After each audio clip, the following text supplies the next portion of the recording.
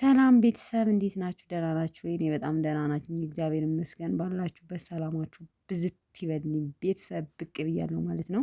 ቅመምዬን እዩዋት እስኪ አታምርም? ቡራዬም እንደዚሁ ኢንስታግራም ላይ በአንዳንድ ነገር ብቅ ያለ ማለት ነው። ቅምጥሌ አታምርም? እንዴት አባቷ እንደምታምር በነገራችን ላይ ሺ ቢጠላችሁ ሺ የሚወዳችሁም አለ። ብሩኬን የሚጠሉትም ቢኖሩ የሚወዱትም ደግሞ በዛው ልክ ነውና ብዙ ነገር ኢንስታግራሙ ላይ ሼር እያደረገ ነው። አንዷ በጣም ከመውደድ የተነሳ አለችው አንዷ ከመውደድ የተነሳ ምን ብዬ ብጠራህ ራሱ ምን ብዬ እንደምጠራህ ራሱ አላውቅም። እና በቡነቴ የእናቱ ልጅ ብቻ ላንተ ቃላት የለኝም።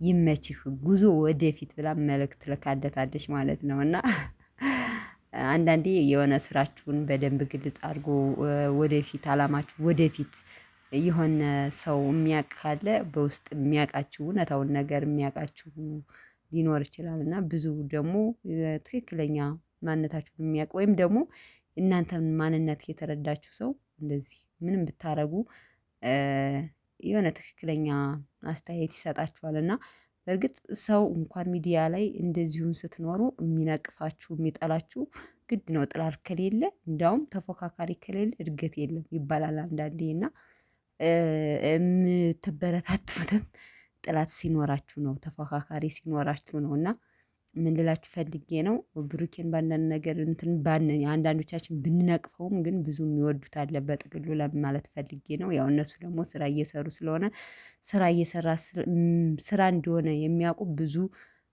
እንትን የሚሉት አሉ። አንዷም እንደዚህ የዋህነትህ እኮ ይገርመኛል በሚል ሙዚቃ በሳያት ደምዜ ሙዚቃ እንደዚህ ፎቶውን አቀነባብራ ሼር አድርጋለት እንደዚሁ ሼር አድርጎታል ራሱ ከራሱ ፔጅ ላይ ማለት ነው። ኢንስታግራም ካላችሁ ማየት ትችላላችሁ። እና ለማንኛውም ግን እስኪ ትናንትና ይመጣሉ ብለን ጠብቀን ነበረ ግን በዩ ቤት ነው የመጡት። ያው እዩ ልወጣ ነው ከህይወታችሁ ወይም ደግሞ ወደ ቡታጅራ ልሄድ ነው ብላለች።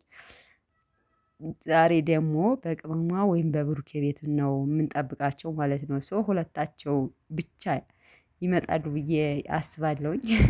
ሁለታቸው ከመጡ ነገሮችን ተነጋግረው እንደሚፈቱት ያው እንዳልተጣሉ ሁላችንም እናውቃለን። ከስንት አንዶቻችን ነው እንዳልተጣሉ ስራ እንደሆነ ሁላችንም እናውቃለን። ግን ደግሞም ስራም ቢሆንም በቃ በጣም እንትን ያለ ነገር አትስሩ ነው የኛ እንትን ማለት ነው። ብዙዎቻችሁ ደግሞ ትክክል ነው። ብሩኬም ደግሞ አልፎ አልፎ ብሩኬ የእውነት ነው የሚያደርገው ነገር ሀይሚ እየተበደለች ነው ሀይሚን እየበደላት ነው።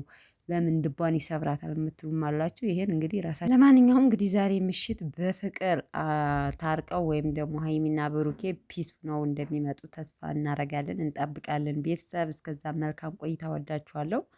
ባይ ባይ